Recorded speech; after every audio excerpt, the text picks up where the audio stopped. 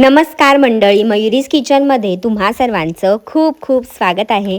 आज आपण बनवतोय बटाट्याचे वेफर्स। बघा काय मस्त पांढरे शुभ्र तळल्यावरती दिसत आहेत ना। एकदम सोपी पद्धत आहे। कसे करायचे तर व्हिडिओला सुरुवात करूया। बटाट्याचे वेफर्स करण्यासाठी मोठ्या आकाराचे बटाटे वापरा, म्हणजे छान बटाट्याचे वेफर मोठे मोठे होतात। लहान केलात तर लहान बटाट्याचे वेफर्स होतील, म्हणून मोठे बटाटे घ्यायचे। त्याची साल चांगली काढून घ्यायची, संपूर्ण साल जी आहे ती सगळ्या बटाट्यांची काढून घ्यायची। आता सगळ्या बटाट्यांची साल काढून होईपर्यंत एका भांड्यामध्ये पाणी घ्यायचं आणि जसा जसा बटाटा सोलून होईल तसा तसा पाण्यात भिजत ठेवायचा, म्हणजे काळसर पडणार नाही। तुमच्याकडे कुठलाही स्लायसर असेल तर स्लायसरच्या मदतीने ह्याचे ना एकदम पातळ छान स्लाइस करून घ्यायचे।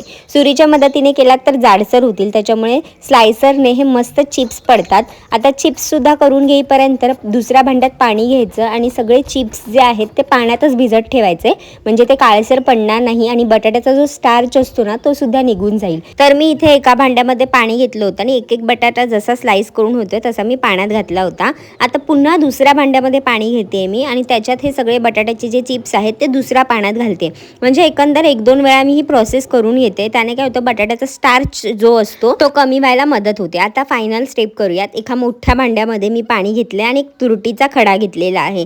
त्याने काय करायचं आहे, तुरटीचा खडा जो आहे तो पाण्यात असा चांगला फिरवून घ्यायचा आहे आणि चिप्स घालेपर्यंत पाण्यातच ठेवायचा आहे तो खडा। आता मी सगळे जे चिप्स आहेत बटाट्याचे ते पाण्यात घालते। सगळे चिप्स पाण्यात घालून झाल्यावरती आपण जो तुरटीचा खडा घातलेला आहे ना तो काढून घ्यायचा आणि ह्याच पाण्यामध्ये हे थोडा वेळ भिजत ठेवायचं, म्हणजे 10 ते 15 मिनिटं ह्या तुरटीच्या पाण्यात हे बटाट्याचे चिप्स ठेवायचे। याने ना मस्त पांढरे शुभ्र चिप्स आपले बनून तयार होतात। आता काय करायचं, एका मोठ्या टोपामध्ये पाणी गरम करत ठेवायचं, त्यामध्ये चमचाभर साधारण मीठ घालायचं आणि चांगली पाण्याला उकळी काढून घ्यायची। पाण्याला चांगली उकळी आली ना की आपण जे स्लाइसेस करून घेतलेले आहेत ते सगळे स्लाइसेस त्या पाण्यात घालायचे। पाणी चांगलं गरम असल्यावरती सगळे बटाटे घातल्यावरती पाण्याचं जे टेम्परेचर आहे ते थोडंसं कमी होतं, तर एक 10 ते 15 मिनिटं लागतात। पाणी चांगलं गरम असेल ना तर बटाटा फक्त बघायचा शिजलाय का, म्हणजे हाताने तुटला की तो व्यवस्थित तयार आहे। तर आता मी एक बटाटा तुम्हाला दाखवते। 5-7 मिनिटामध्ये हे बटाटे एकदम चांगले शिजतात। तर हे असं हाताने ना तुटला गेला पाहिजे, एकदम व्यवस्थित तुटतोय, म्हणजे बटाटे जे आहेत स्लाइस बटाट्याचे ते व्यवस्थित रेडी आहेत। आता पाण्यातून काढून घ्यायचे, पाण्यातच ठेवायचे नाहीत। मी झाऱ्याने ना ह्याला वेगळ्या एका परातीत काढून घेते।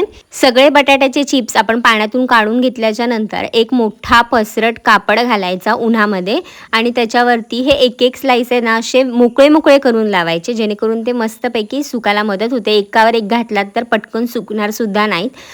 चांगलं ऊन असेल तर एका दिवसात सुद्धा हे सुकून तयार होतात। जर कडकडीत ऊन नसेल तर तुम्ही 2-3 दिवस सुद्धा हे सुकवून घेऊ शकता।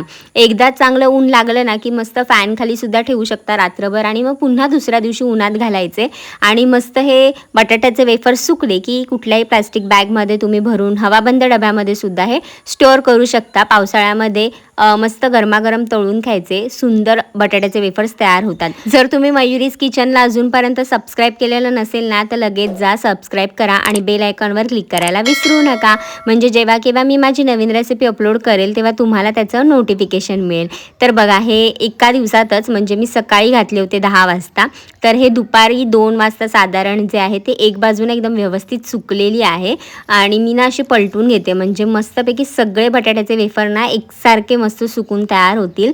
आमच्याकडे कडकडीत ऊन होतं म्हणून एका दिवसातच मस्त हे सुकून तयार झालेत। पुन्हा मी ठेवले होते दुसऱ्या दिवशी, कारण आपल्याला स्टोअर करायचे तर चांगलं ऊन दाखवायचं।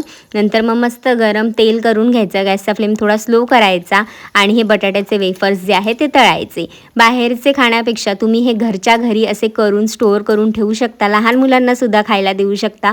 तुम्हाला माझी रेसिपी आवडली असेल तर लाईक करा, शेअर करा आणि सबस्क्राईब करायला विसरू नका। तुम्ही हे बटाट्याचे वेफर्स ट्राय केलात तर मला कमेंटमध्ये नक्की सांगा आणि हे मस्त असे बटाट्याचे वेफर्स बनवून तयार झालेले आहेत। तुम्ही सुद्धा बनवा आणि निरोगी खा, निरोगी राहा।